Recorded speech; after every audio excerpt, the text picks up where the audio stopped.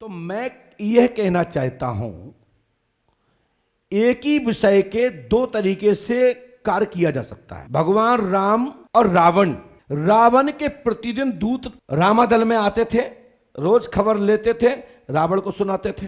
रावण आया, वो किसी पुल से नहीं आया, युद्ध में आ गया लड़ने, आया कि नहीं आया। मेघनाथ आया, युद्ध में आ गया, वो कोई पुल बांध के नहीं आया। भगवान राम जी को पुल बांधने की क्यों जरूरत पड़ी?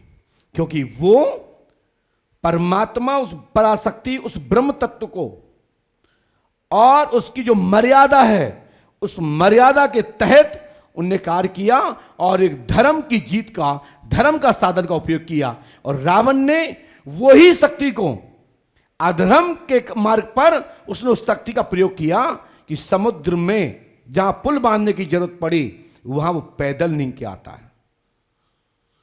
वही समुद्र में वही रावण वायु मार्ग से सीधा खड़े होके आता है और हनुमान जी उड़ के जाते हैं। अब तो बताओ, रावण बड़ा है कि हनुमान जी बड़े हैं, कि राम जी बड़े, कि रावण? तो मैं कहना यह चाहता हूं, वही शिव की शक्ति को एक अधर्म में प्रयोग कर रहा है और वही शक्ति को एक धर्म में प्रयोग कर रहा है, तो धर्म की विजय होती है, अधर्म की हार होती है। इसी प्रकार से मैजिक कभी सक्सेस नहीं होता। मैजिक एक तत्कालीन आपके दिमाग के परीक्षण के लिए मैजिक होता है और पराशक्ति तुम्हारे जीवन की दिशा बदलती है। जी हमने समीक्षा की है विनोद जी, समझ पा रहे हो? तो इस पर कभी विचलित नहीं होना चाहिए। एक साधु संत भगवान राम जी की मदद से यज्ञ सफल करते हैं, तो लोग कहते हैं कि वे साधु संत बड़े थे, कि दो भगवान बड़े थे, राम लक्ष्मण। तो जो योगी होता है वो संत होता है, वो एक भक्त का सहारा लेकर के ही यज्ञ सफल करता है। जैसे हम आपको प्रेरणा देते हैं कि दान करो, हमें यज्ञ करना है, कि क्यों करना है? राष्ट्र के कल्याण के लिए। इसीलिए भक्त अनुयायी बनाए जाते हैं।